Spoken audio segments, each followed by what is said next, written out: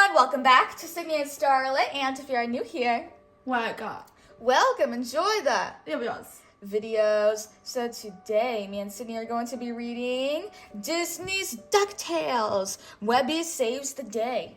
So let's start.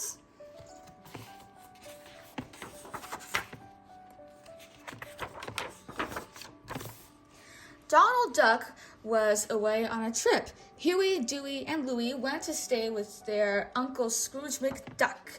A few days after Donald left, the boys wrote him a long letter.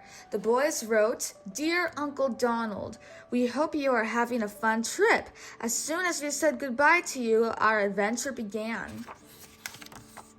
The letter told how Scrooge's helicopter had nearly landed on them all at the dock. The pilot was Launchpad McQuack, of course. He picked up Scrooge and the boys. Soon they were on their way to Scrooge's mansion in Duckburg. Launchpad was good at flying helicopters, but he was not so good at landing them. "Look out!" yelled Scrooge. "You are going to land on my house." "Don't worry, Mr. McD," said Launchpad. "I don't land on houses." Launchpad was right. He didn't land on the house, but he did land in Scrooge's fountain. Huey, Dewey, and Louie looked around. They were worried. What will it be like here? The boys wondered. The mansion looked more like a prison than a home. "Remember, boys," said Scrooge, "no touching, no playing, no running, no anything while you are here. This is my butler, Duckworth. He will see to it that you behave properly." "Oh no," the boys thought. "This place is like a prison." Duckworth gave the boys their suitcases. Whoops. Then the boys went up to their room. The boys unpacked their toys. This place isn't too bad," said Louie. "There's lots of room to play games." The next few days were not easy for poor Duckworth. He was used to serving tea. He was not used to keeping up with three playful boys.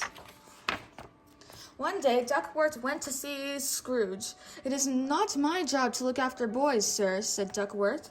"All right, Duckworth," said Scrooge. Scrooge picked up the telephone. Scrooge called a job agency. "Send me a babysitter right away. She must be used to handling wild boys." Scrooge hung up and said, "Don't worry, Duckworth. Help is on the way." The next day, Mrs. Beakley arrived. Her young niece was with her. "My name is Webby," said the little girl. "Do you want to play? I have my jump rope with me." "Jump rope?" yelled the boys. "Jump rope is a girl's game." Huey, Dewey, and Louie were wild boys, but no wilder than most little boys. Mrs. Beakley had no trouble with them. Mrs. Beakley soon had the boys neat, clean, and behaving like gentlemen. Like gentlemen. There we go. Meanwhile, on the other side of town, there lived three bad characters who were not gentlemen. They were burglars called the Beagle Boys. "I'm hungry," said one Beagle Boy. "What's for lunch?" "Nothing," said another. "We have no food." "We have no money either," said the third. "What are we waiting for?" said their leader. "It's time we visited the mansion of Scrooge McDuck, and we should do it when he's not at home." The Beagle Boys got their tools. They climbed into their car. Nothing made the Beagle Boys happier than taking things that did not belong to them. The Beagle Boys parked their car near Scrooge's mansion. Then they hid behind some bushes. "Look," the leader whispered. "Scrooge and his butler are leaving. As soon as they're gone, the coast will be clear." The burglars chuckled as the limousine drove away. They did not know that 5 new ducks had just moved in with Scrooge. The burglars forced open a window. "Come on," said the leader. "Scrooge will be gone all day. We can fill the car with McDuck's money bags. If we had a truck, we could take everything in the house," said his friend. Upstairs, Webby was in the boys' room. Are you going to listen to music all day? Why don't we play? Webby said. We'd rather listen to music, said Huey. We can't hear you. Go away. It's always the same, thought Webby. They won't play with me because I'm a girl. Suddenly, Webby heard a strange noise. It sounded like heavy footsteps. The noise scared Webby. She hid behind an old suit of armor. The footsteps got louder and louder. They came closer and closer. Webby saw 3 shadows coming up the stairs. Oh no, thought Webby. That's not Scrooge or Duckworth. Who can it be? Webby ran back to the boys' room. There are strangers in the house, Webby said. We can't hear you, said the boys. As Webby came out into the hall, she saw the Beagle Boys leaving. Webby thought, Aunt Beakley is outside and can't help. The boys can't hear and won't help. I'll just have to stop those burglars all by myself. Webby got Louie's skateboard and marbles. She rolled them at the burglars' feet. The Beagle Boys didn't see the marbles and skateboard rolling toward them. Before they knew it, they stepped right on the toys.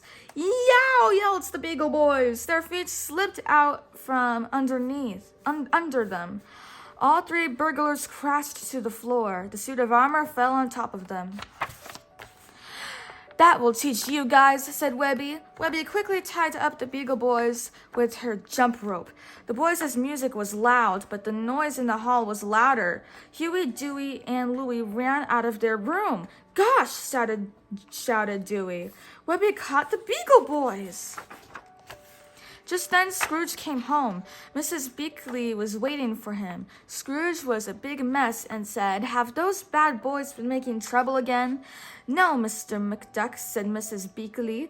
These good boys saved your house from burglars. No, said Huey. Webby did it all by herself. She outsmarted those crooks.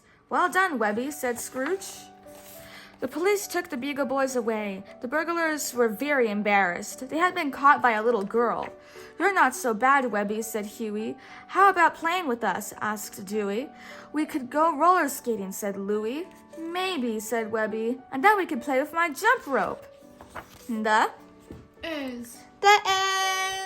So that is it for today, everyone. We really hope you all enjoyed it, and we will see you all next time.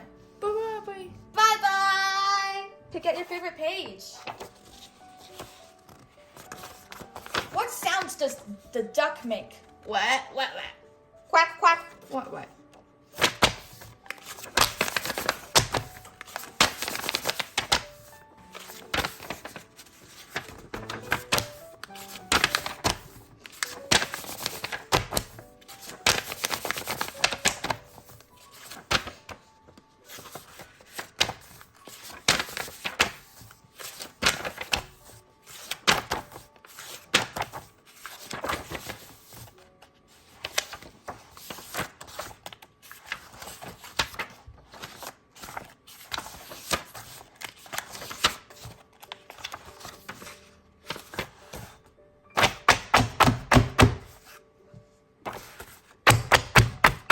That's a very good page. Who's your favorite character? Duck. Duck. Duck. Okay. Bye-bye.